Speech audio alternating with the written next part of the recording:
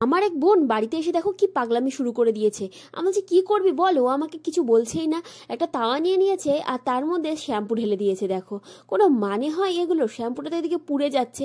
আমি বললাম দেখ দেখ কি করি। বলছে তুই একজন সেলিব্রিটি হয়ে তোর এই অবস্থা, তুই চুপ কর, একদম চুপ কর, কথা বলিস না।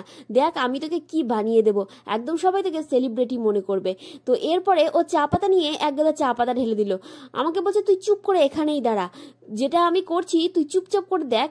আমি বলছি দেখ পাগলামি করিস না, তাওয়াটা পুড়ে যাবে, এটাতে রুটি করতে হয়। কিন্তু ও আমার কোনো কথাই শুনছে না। দেখো এটাকে কি অবস্থা করেছে, একদম পুরো সবকিছু খুন্তির মধ্যে লেগে গেছে। এরপর বললো গরম জল নিয়ে আয়, আর আমার ফ্লাক্সে তো সবসময় গরম জল থাকে, হালকা একটু গরম জল ঢেলে দিলাম।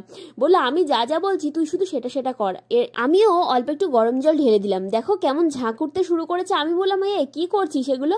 তুই তো একদম তাওয়াটাকেও নষ্ট করছিস আর সব জিনিসপত্রগুলোকেও নষ্ট করছিস। সেটা দিয়ে কতটা চা করা যেত বলতো? এমনিতেই বাড়িতে লোকে এসছে, চা পাতা লাগবে। এরপর দেখছি হলুদ ঢেলে দিল 1 চামচ। বললাম আরে হলুদগুলো তো পুড়ে যাচ্ছে, দেখ লাল লাল হয়ে যাচ্ছে, পুড়ে যাচ্ছে তো। বলছে তুই চুপ কর, একদম কথা বলিস না, যেটা আমি করছি তুই শুধু সেটা দেখে যা। আমি তোকে এমন একটা জিনিস বানিয়ে দেবো যেটা তুই সারা জীবন মনে রাখবি, এমন একটা জিনিস হবে, তাই তুই চুপ করে থাক। দেখো হলুদটাও পুড়ে গেছে। আমি বললাম আরে দেখে ধোয়া বেরোচ্ছে তো। দিয়ে ও খানিকটা নুন ঢেলে দিল। কোনো মানে হয় এটা? নুনটাকে নিয়ে আবার ভাজতে শুরু করছে। এদিকে তো হলুদটা পুরো কালো হয়ে যাচ্ছে। আমি বললাম দেখ দেখ সব পড়ে আছে। বলছে কিচ্ছু পড়বে না, তোকে যেটা যেটা বলছি তুই শুধু সেটা সেটা করে যা। আমাকে বললো আদা গ্রেট করে দে।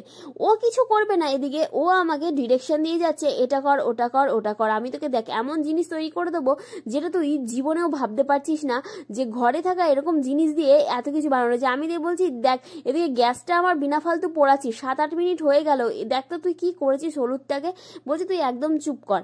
আর ঘরে মোটামুটি আমার সব জিনিসই থাকে। দেখো বেসন ছিল, বেসন ঢেলে দিল 1 চামচের থেকেও বেশি।